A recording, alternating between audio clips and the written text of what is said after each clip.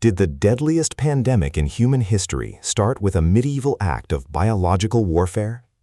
Imagine the silhouette of a massive wooden trebuchet. It isn't loaded with a boulder or a barrel of flaming pitch. It is loaded with a rotting, infected human corpse. The lever snaps.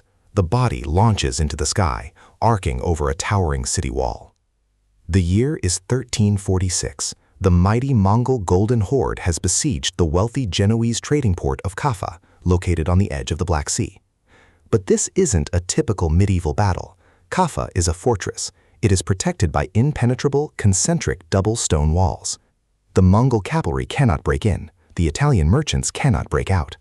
This massive fortification forces a brutal stalemate, trapping both armies in a drawn-out, agonizing waiting game. And waiting outside makes the attackers extremely vulnerable. Suddenly, a mysterious illness tears through the Mongol camp. It strikes without warning. Thousands of elite soldiers drop dead, halting the invasion entirely. Realizing his massive army is collapsing into a graveyard, Mongol commander Johnny Beg makes a desperate, horrific choice. He knows the siege is lost, but before he orders a retreat, he decides to weaponize his own dead.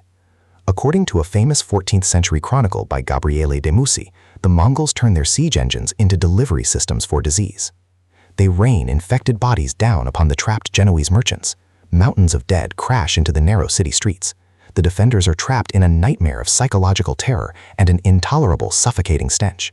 They desperately try to dump the corpses into the sea.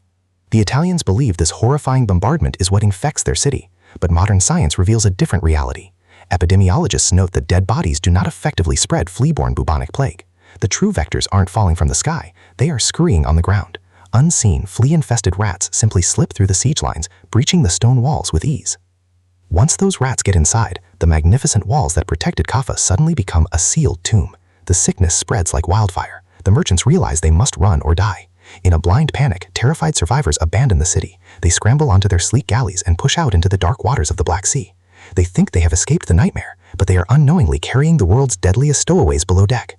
The siege of Kaffa is finally over, but the apocalypse in Europe has only just begun.